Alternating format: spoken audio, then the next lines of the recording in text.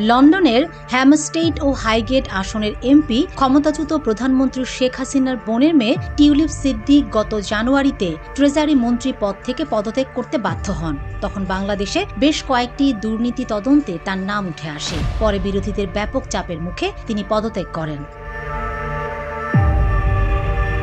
সম্প্রতি ব্রিটিশ সম্প্রচার মাধ্যম স্কাই নিউজকে দেয়া এক সাক্ষাৎকারে টিউলিপ সিদ্দিক বলেন, বাংলাদেশে তার বিরুদ্ধে আনা দুর্নীতির অভিযোগের বিষয়ে যে কোনো আনুষ্ঠানিক প্রশ্নের উত্তর দিতে তার আইনজীবীরা প্রস্তুত।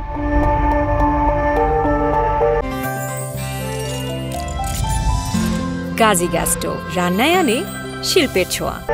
সরকার ছাড়ার পর এই প্রথম প্রকাশ্যে মন্তব্য করলেন টিউলিপ সিদ্দিক। তিনি বলেন, মাসখানেক হয়ে গেল অভিযোগ উঠেছে, কিন্তু বাংলাদেশের কেউ আমার সঙ্গে যোগাযোগ করেনি। এর আগে গত মাসে বাংলাদেশের অন্তর্বর্তী সরকারের প্রধান উপদেষ্টা ডক্টর ইউনুস স্কাই নিউজকে বলেছিলেন, টিউলিপ সিদ্দিক দেশের সম্পদ রেখে গেছেন এবং তার এই জন্য জবাবদিহি করা উচিত।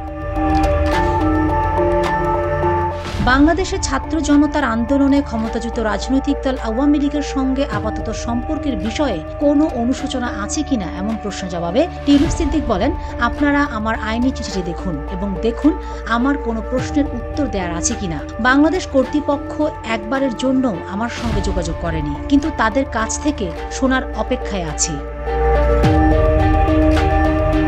এদিকে টিউলিপ সিদ্দিকের আইনজীবীরা বেশ কয়েক সপ্তাহ আগে বাংলাদেশ দুর্নীতি দমন কমিশন দুদককে চিঠি লিখে বলেছিলেন, অভিযোগগুলো মিথ্যা ও হয়রানিমূলক। চিঠিতে বলা হয়, দুদককে টিউলিপ সিদ্দিককে প্রশ্ন করতে হবে, অন্যথায় আমরা ধরে নেব যে উত্তর দেওয়ার মতো কোনো বৈধ প্রশ্ন নেই।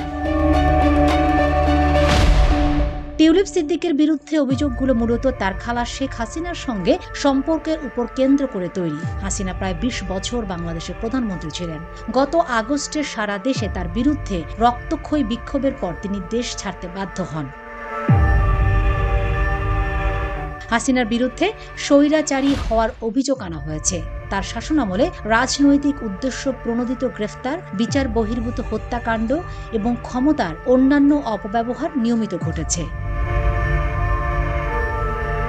এদিকে টিউলিপ সিদ্দিক লন্ডনের যে কয়টি বাড়িতে বসবাস করতেন সেগুলোর সঙ্গে তার খালার দল আওয়ামী লীগের যোগসূত্র পাওয়া গেছে। অবশ্য অভিযোগ ওঠার পর তিনি নিজেকে ব্রিটিশ প্রধানমন্ত্রী মান নিয়ন্ত্রক উপদেষ্টা স্যার লরি ম্যাগনাসের জিম্মায় তুলে দেন অভিযোগগুলো তদন্তের জন্য।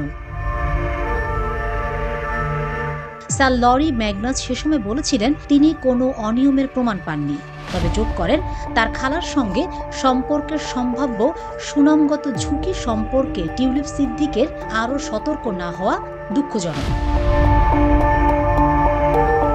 Fatema Shilu, GTV news.